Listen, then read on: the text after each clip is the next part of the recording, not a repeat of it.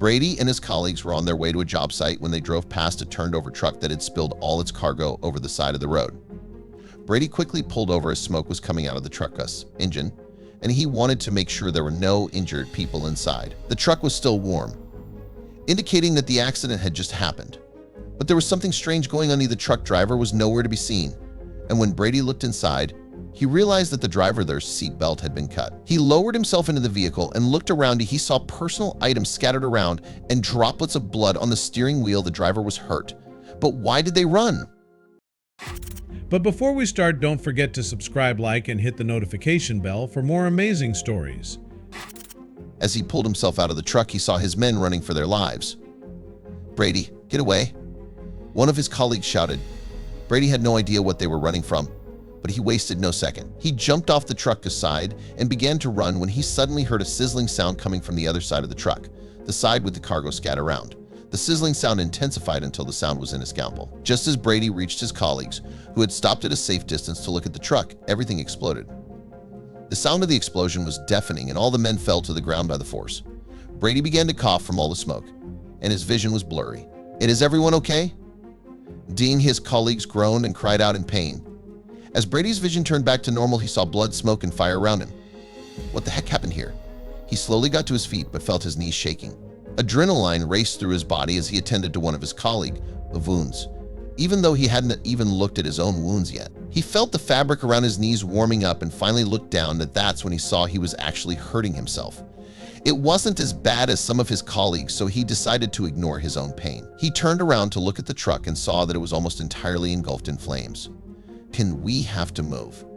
It will explode again," he yelled desperately.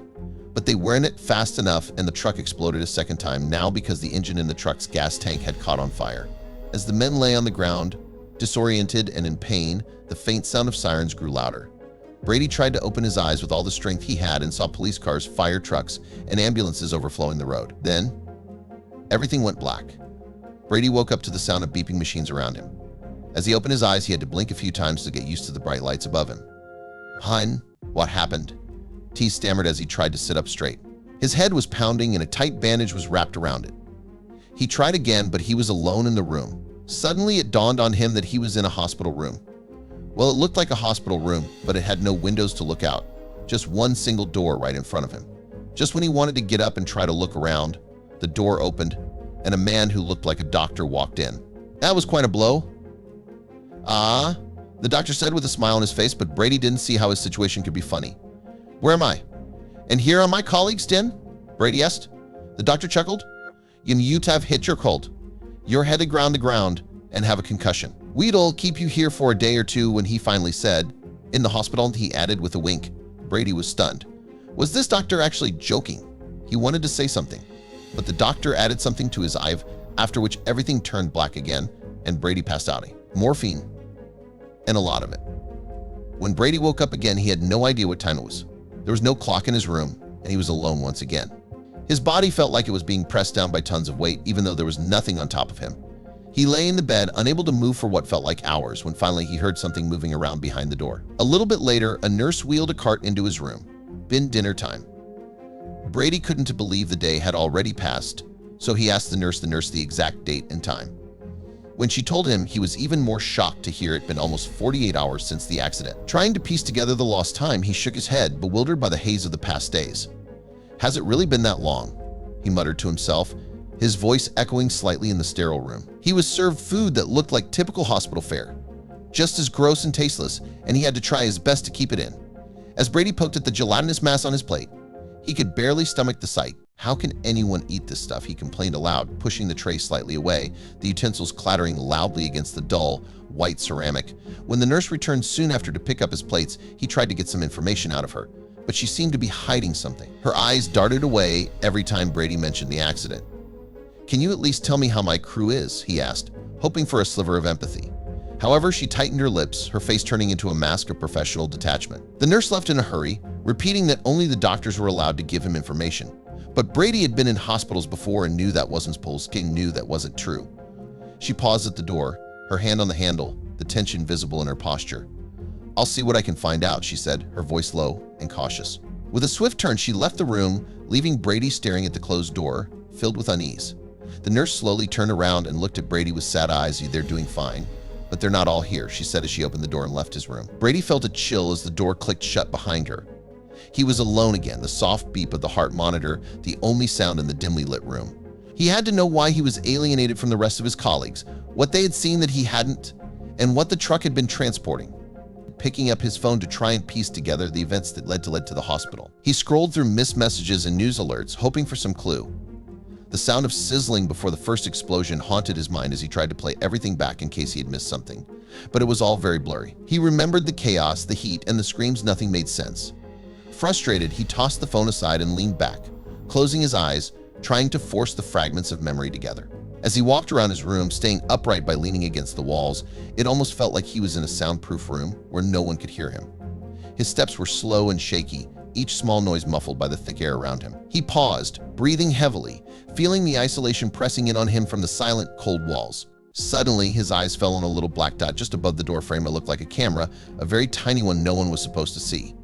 Brady squinted, trying to make sense of it. Why would there be a camera here? He muttered under his breath, his mind racing with the implications of being monitored in his hospital room. There were no chairs in the room, so he couldn't get higher up to look at the camera better, but he was convinced he was being watched. Suddenly, Brady began to feel very panicky and began to bang his fists against the door while yelling for someone to let him out or tell him what was going on. His voice echoed off the walls, desperate walls.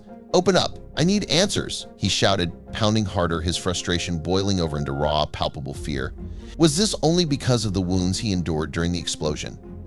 He thought before passing out again. Brady woke up in a different room this time, and he wasn't alone anymore. He looked to his left and saw one of his colleagues lying next to him, unconscious but breathing. Squinting in the dim light, he tried to make sense of his new surroundings. The steady beeps from a monitor, the only familiar sound in this strange place. Brady couldn't get up fast enough, stumbled to his colleague at his bedside. It was Gerben, one of his best mates, and he looked like he was badly injured. Brady's heart sank as he took in the sight of bandages and the cast enveloping Gerben's leg, hoisted in a sling. "Hang in there, buddy," he murmured, grasping Gerben's hand gently. His torso was wrapped in bandages, and one of his legs was in a cast, lifted in the air. "What did you see?" Brady whispered, knowing Gerben wouldn't answer. He looked at Gerben's pale face, wishing for any sign of response, any clue to what had happened to them both since the explosion. The door swung open again, and two doctors walked into the room. "Please lie down, Brady," one of them assuredly said before helping him get into his bed again. Today marks 3 days after the explosion, and there are some things you need to know. Brady's brow furrowed as he settled back against the pillows, wary of what was to come. The other doctor stepped forward, holding a binder in his hands. "Then you're not in a hospital," and he began, something Brady had all spiked, "but you can know where you actually are." "And," he continued, his tone firm yet mysterious.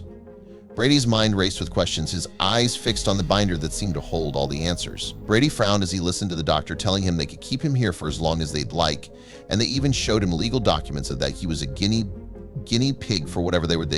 His jaw clenched as he skimmed the pages, a cold realization settling in. "I'm really stuck," he muttered.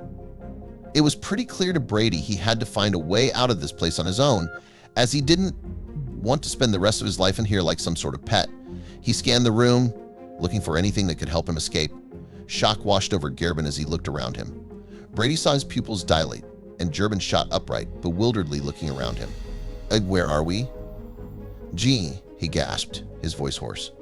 Brady put a finger to his lips, signaling for silence, his eyes darting to the door as he listened for any sign of approaching staff. "We have to go," Brady said, not explaining the whole situation as it would have taken too much time.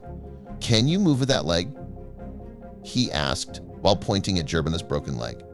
Gerben nodded grimly, determination setting into his features as he assessed his own condition, ready to attempt the escape no matter the pain. Brady helped Gerben move around, and the two of them stumbled through a long, well-lit white hallway with many doors, all looking the same and all locked.